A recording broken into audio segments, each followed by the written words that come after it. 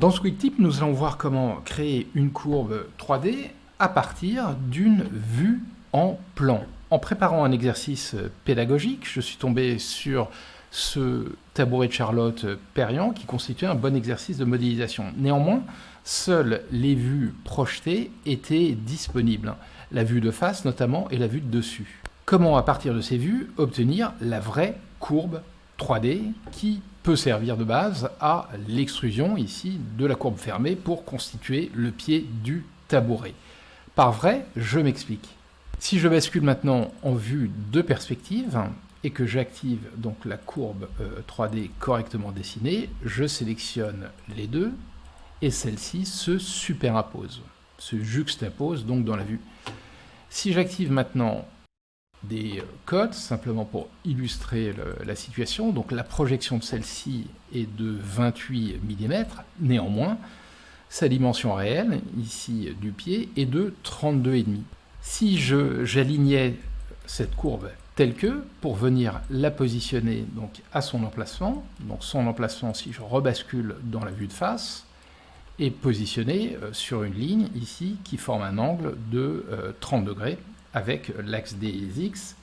J'ai 3 pieds, 360 divisé par 3, 120, 90, moins 90, donc 30 degrés. Donc si je repositionnais simplement donc, cette courbe et la faisais tourner, je commettrais une erreur. À partir de là, comment fait-on? Dans ces grandes lignes, le process consiste à dessiner une ligne à moins 30 degrés et employer cette ligne pour en créer une surface donc par extrusion et venir donc projeter cette courbe sur le plan. On obtient ainsi donc la courbe 3D qui peut ensuite être extrudée des deux côtés. En réalité, il y a un petit ajustement à réaliser dans la mesure où ici j'ai dessiné la courbe sur la face avant et donc la face avant est légèrement décalée, donc décalée d'une demi-épaisseur par rapport au plan. Donc on va dessiner cette ligne et ensuite la décaler donc de la demi-largeur du pied, l'extruder pour créer une surface et venir projeter la courbe. Je vais cacher le calque-cote, je vais supprimer donc cette courbe et donc là je vais activer le calque construction. Et dans ce calque, je vais dessiner une ligne à un angle de moins 30. Donc, pour ça, ligne à partir de 0, et donc là, celle-ci va être très longue. Je saisis donc la contrainte d'angle inférieure à 30 degrés, entrée. Et donc là, j'ai 0 fois 30, moins 30 degrés, et là, je clique. Donc la voici maintenant, cette ligne.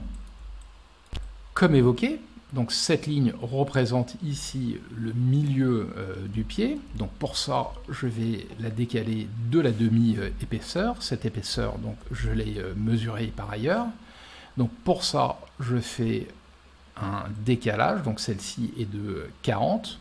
Donc je vais la décaler de ce côté de 20 unités. Donc pour ça, je vais chercher l'outil de modification de courbe.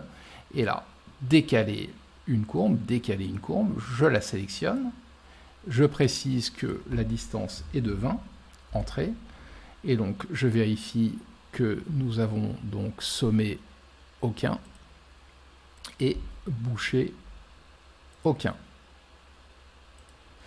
Clic gauche. Donc la voici, cette ligne. À ce stade, je peux l'extruder, je vais l'extruder suffisamment haut. Je vais sélectionner donc la courbe qui a été dessinée, je bascule maintenant dans la vue de face et je vais la projeter. Donc pour ça, je me tourne vers l'icône qui est ici, projeter, et je la projette donc sur cette surface, sur ce plan, entrée. Donc là, a priori, donc, elles sont superimposées, donc on voit pas ça, on la distingue pas, disons, de l'original. Donc je prends le plan, je le supprime, et voici maintenant la courbe en 3D. Celle-ci, je vais la basculer dans le calque courbe pied vue 3D, donc changer le calque d'objet. Donc encore une fois, elles sont bien superimposées. Donc si je les sélectionne toutes les deux, donc leur projection se confond.